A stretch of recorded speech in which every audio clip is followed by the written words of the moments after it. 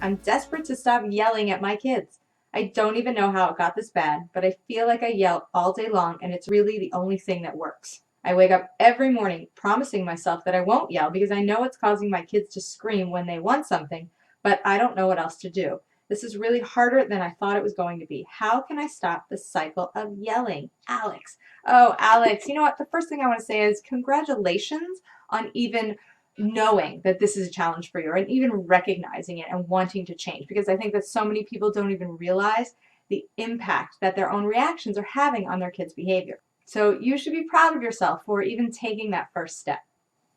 Now, I know how you feel because I myself come from a very long line of yellers. In fact, I have more than a few family members that who speak at a tone just a few decibels above ear splitting, and the younger me was an honorary member of that club for quite a few years. So I am very familiar with that. So yelling for me was also a challenge. So I want to give you a couple of tips to stop the madness. The first thing you want to do is start tracking when you yell.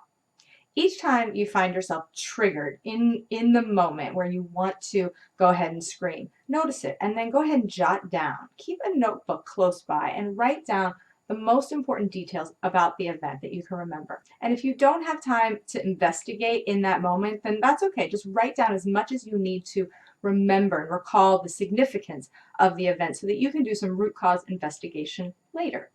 So who was present? What happened? How did you feel in that moment? What feelings were present for you?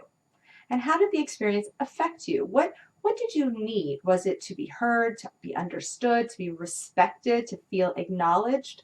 Knowing why you get triggered into yelling is the first step to the investigation process, because yelling is a sign that we're overwhelmed and we're needing to self-regulate before we can open up our perspectives and see a new way out of our situation.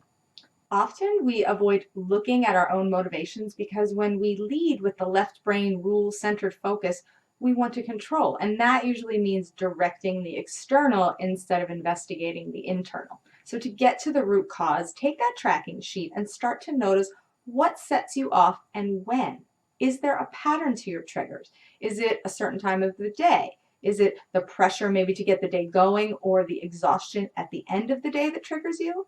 Is there a memory that this trigger is linked to? Did you get yelled at a lot when you were a kid or feel like you weren't able to safely express yourself when you were younger?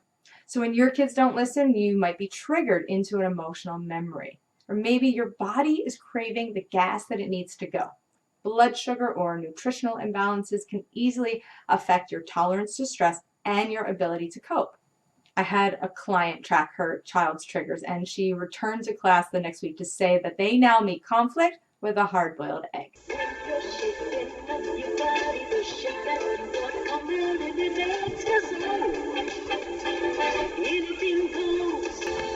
Incredible edible egg.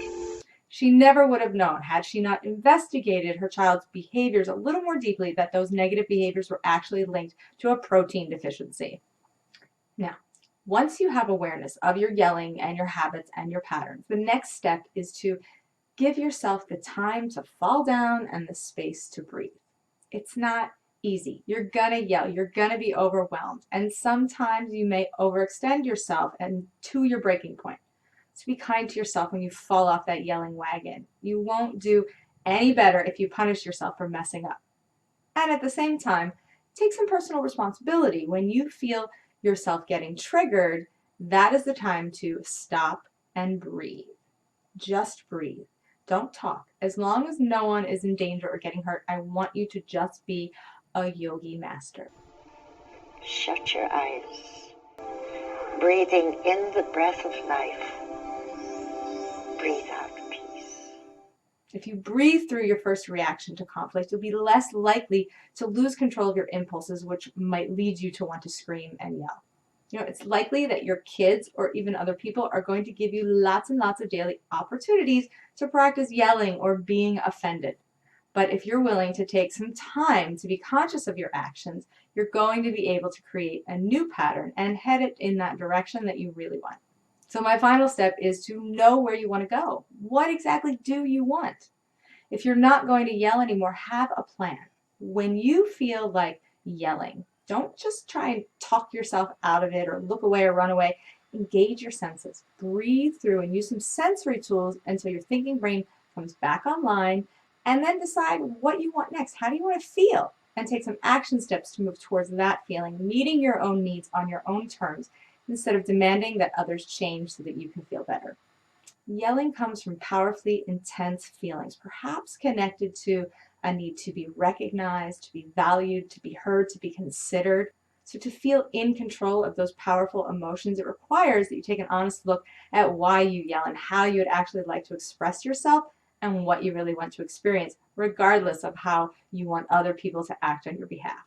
When we can take a look honestly and express what we would like without making others responsible for our emotions, then they are more inclined to willingly contribute to our needs because we have shared without making it a threat to their own sense of purpose or dignity or to what they want.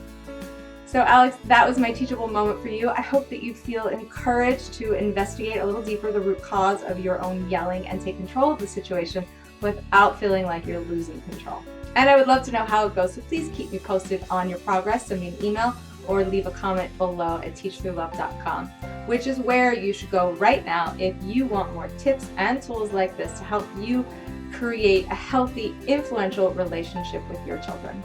Now, if you liked this video, please go ahead and like it and share it on your favorite social media platform. And I would also love to hear from you, so share your thoughts and stories in the comments below, because you never know, your story, your experience might just be the thing that inspires someone else towards the change that they were looking for. Thank you guys so much for watching and for sharing. Until next time, please remember, it's about consciousness, not perfection.